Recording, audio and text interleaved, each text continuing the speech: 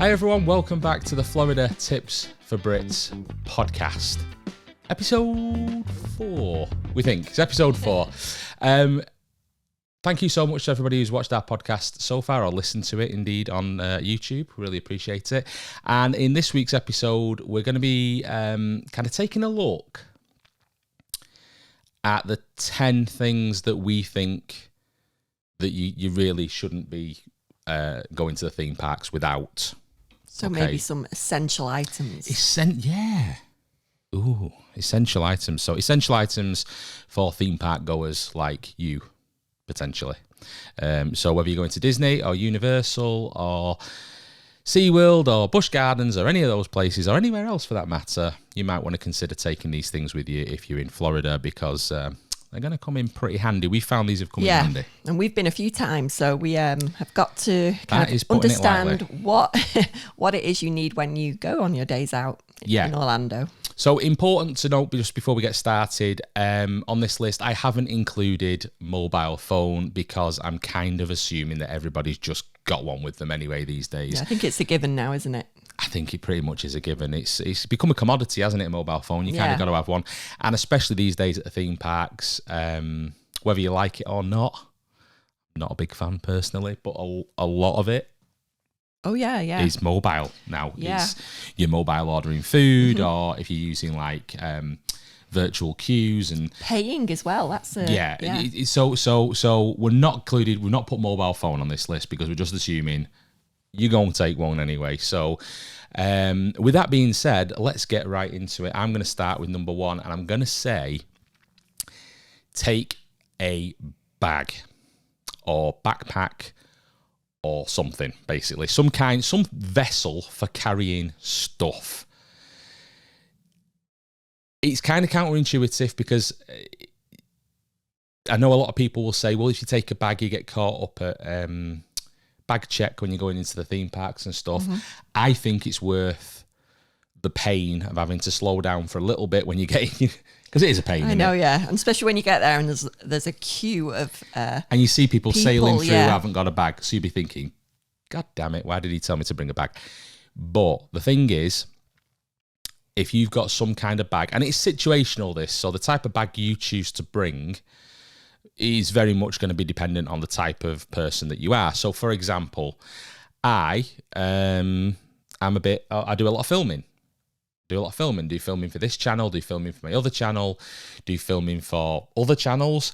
And so I tend to take camera bags. So I've got a couple of, I use low pro bags. I got a Pro Tactic 150 and a Pro Tactic 350, I think it is.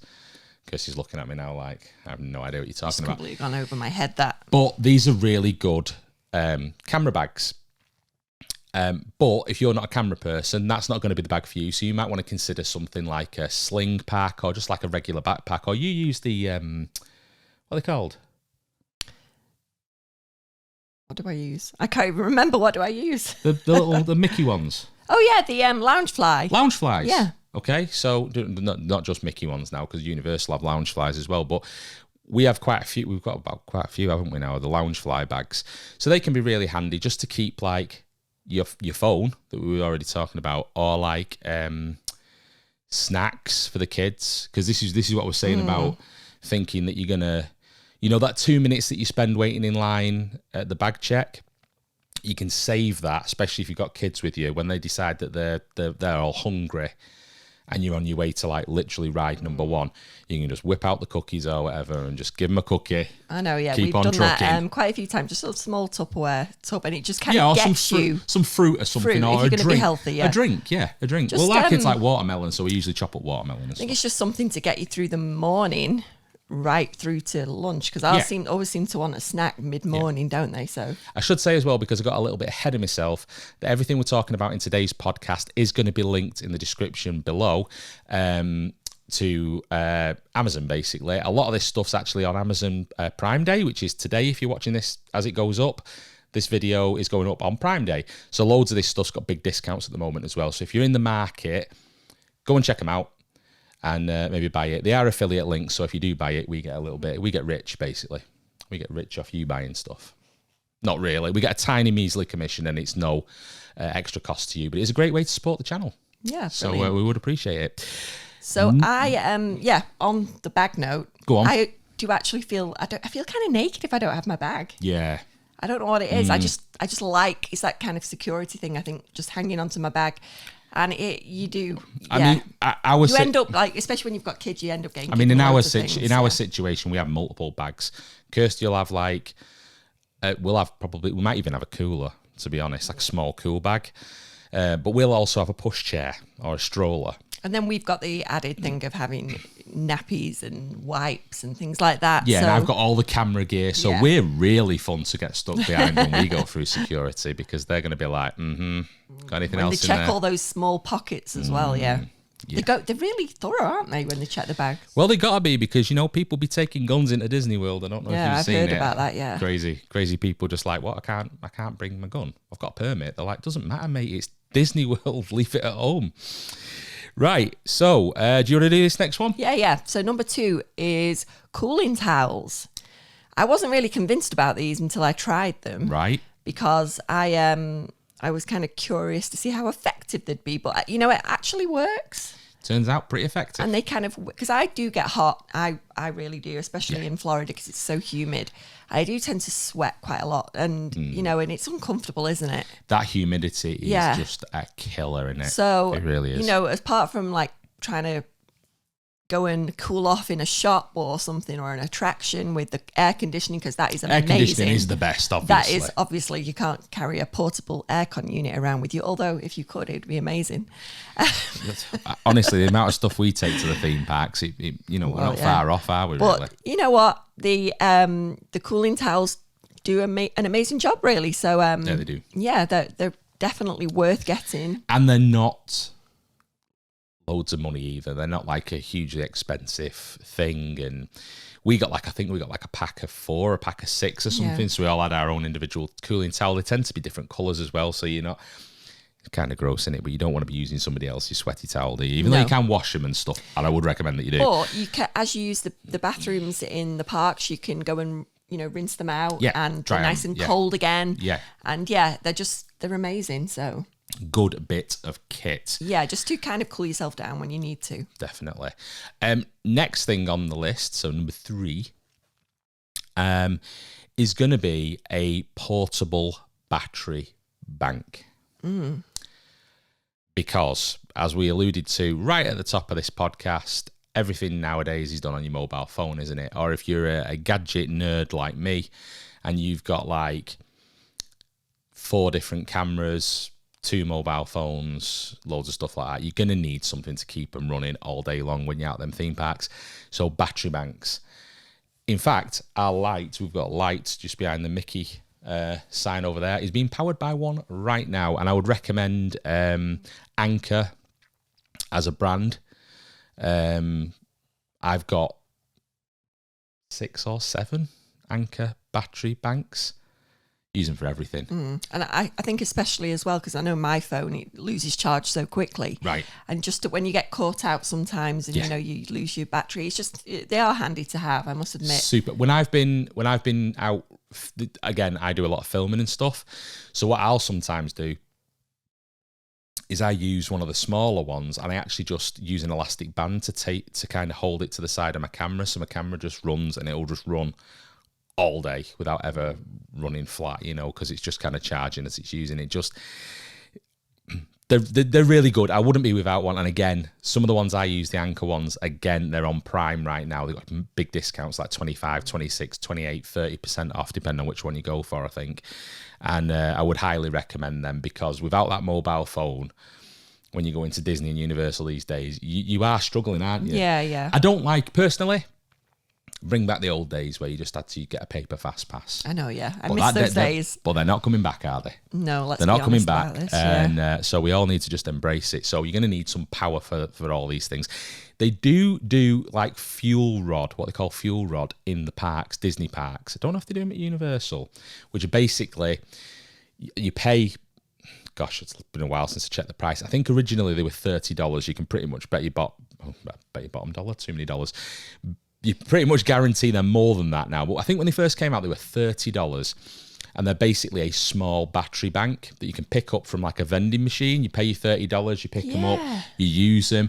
And then basically when it runs out, you go and drop it back off in another vending machine and it gives you another battery bank. So you never really own the battery bank as such.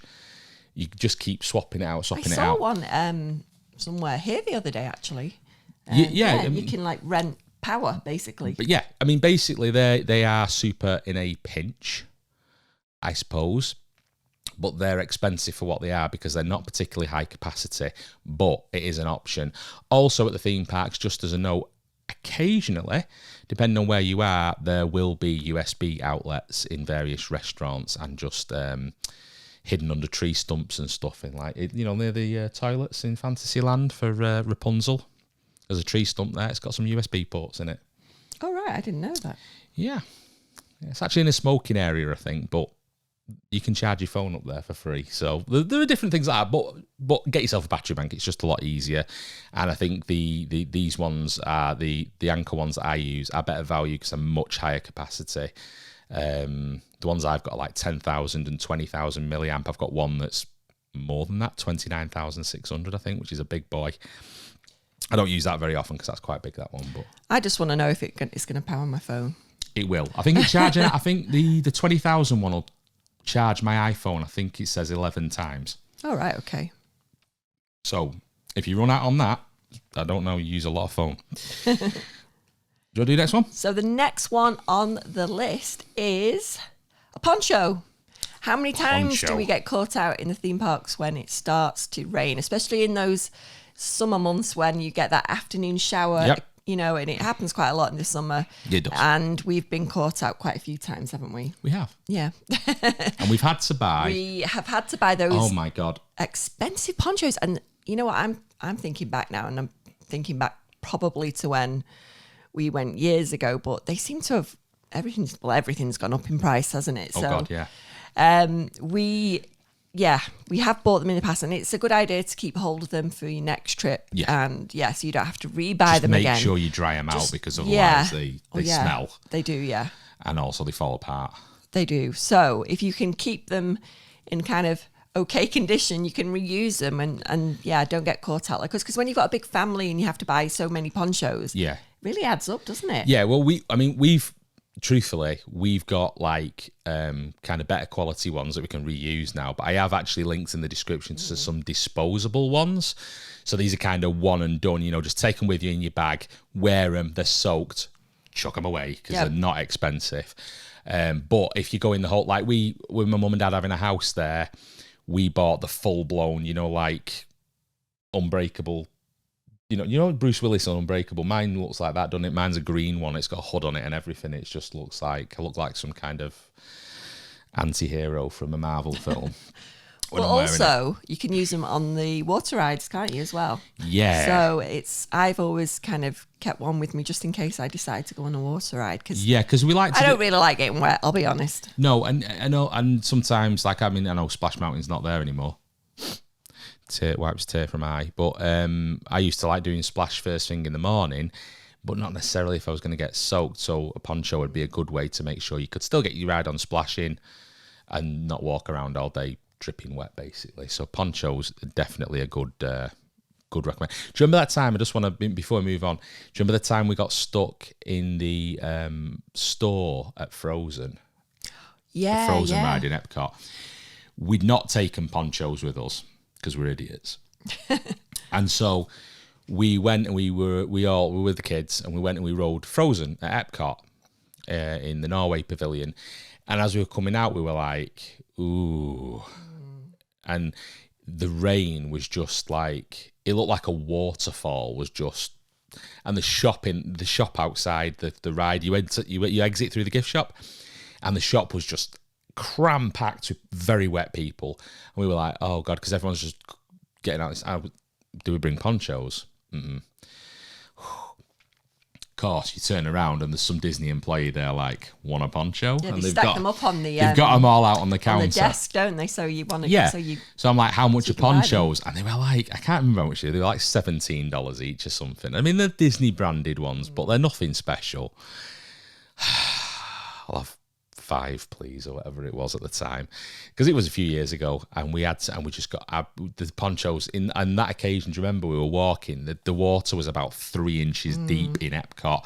We're just splashing through, just wading back to the car. It was horrendous. It's crazy, isn't it? How bad the rain can get sometimes, and yeah, and sometimes it's very usually it's very fast, quick, very heavy, and quick. and very quick. But when it isn't. But there's always that time, isn't there, where Yeah. it doesn't kind of go through as fast, and it'll kind of stay around for a bit longer than you're probably used to in Florida, because that's the good thing about there. They tend to have like rain's hit and run in it. It just comes in and it quick goes away. showers, and then it goes out. But it was setting for the afternoon, I think, that day, and we kind of got we stayed in the shop. wet. We stayed in the shop for about half an hour, thinking it'll pull off in a minute. And then in the end, I just had to relent, buy the ponchos, and we just made a run for it, didn't we? Yeah. So keeping on with the staying dry theme, but also staying cool, I would recommend you take a travel umbrella with you, or a couple of travel umbrellas perhaps. Something small and lightweight, not in a thunderstorm. Don't put it up in a thunderstorm. That's a bad idea. It works like a lightning rod. But if it's just raining, obviously it can keep the rain off. But in the sunshine, also provides you with some shade. Yeah, especially if you have children as well, because I know ours gets really tired of it, sometimes, don't they? And they just if you want to escape and have some shade while you're walking through the parks, it's great. So, and they're so good these days, travel umbrellas, aren't they? They're not like the flimsy rubbish that used to be about when I was a kid. They're just proper umbrellas that just fold up really small, super light. And just really, I would recommend that you get a travel umbrella.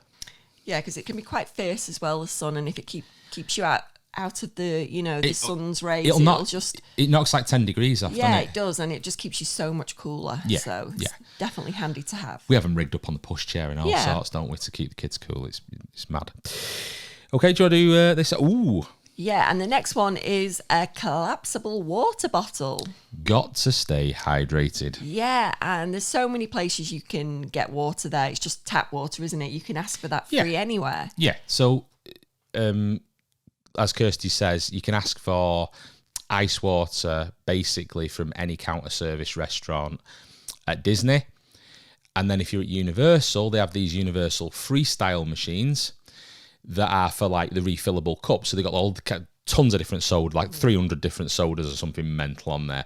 But what a lot of people don't know is they also provide cold water free of charge to anybody. So if you've got a water bottle, in this case a collapsible water bottle. Yeah, and they are really good, aren't they? Because once you're not using them, they can collapse down flat and you can store them in your bag. So so you're not you're not taking up lots of space, valuable space in your backpack or whatever. It's not being heavy all the time either. But it does save you having to necessarily buy bottled water from those vendors, because I think it's really expensive, isn't it? It's like $5.56 for a bottle of water now at Disney. Probably more at Universal, because they tend to be a little bit more pricey, which is why I'm saying they don't really advertise it, but the freestyle machines at Universal, they just have a setting for water, and you can just walk up with anything, put it underneath, and just go, I'll have some cold water, please, and it just filtered cold water for free. Yeah, great. Not for free. I guess you've paid to get in, so it's included in the price of your admission. It feels like a freebie. It does feel like a freebie, doesn't it? Okay, we touched on it earlier, but we bring a stroller, and I would recommend that if you're bringing a stroller or pushchair, sorry, I've gone all American, I'm calling it a stroller, to get some kind of organizer basket thing for your pushchair. Now, it might be that your pushchair already has some stuff on it, like the one we had used to have, like, I think 2 cup holders and a little cubby on the top. Yeah, we've had various strollers when we've been to America. We've also bought them over there to use in the theme parks. A lot of people do this, actually, don't they now?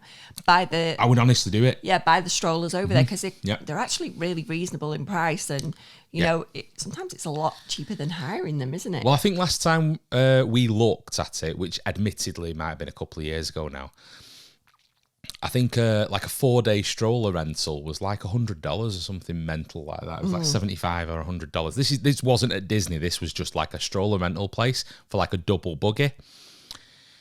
But if you go to Walmart, you can buy a double buggy for less than that, or for the same as that, and use it for the entire trip. Yeah, it can be less than $200 for a really good, stroller. Yeah, we're talking a good one now. We've also used the sit and stand ones in the theme parks because you can have the baby at the front, and then you can have the older child sat on the seat at the back. And they also have lots of cup holders, I think they have about 4 cup holders. That one had 4 in it, yeah. That's what I'm saying. It had 2 at the back and 2 halfway down. Yeah, so... Yeah, that one was awesome. It was really good. And also the older child can also have a turn at sitting down, because I think all kids just get tired of walking, don't they, when you're in a theme park. So, yeah, that was amazing. But whatever you choose, if you get one of these little organiser things, the hands off the back, most of them are just universal fitment. Again, I'll link to one down below. They just strap to the back, and it just gives you additional storage that you're not having to carry on your back in that backpack or whatever for stuff that doesn't really matter. Snacks, pop them in there, or what have you. So you don't, you're not bothered about leaving like some crisps or something in it while you go on a ride, because you have to park your stroller up, but you can take your backpack with you, depending on the ride. That's important. Sometimes you have to put them in a locker, but then they're in a locker, so at least they're safe. But yeah, stroller organizer would recommend, really, because it just keeps you organised.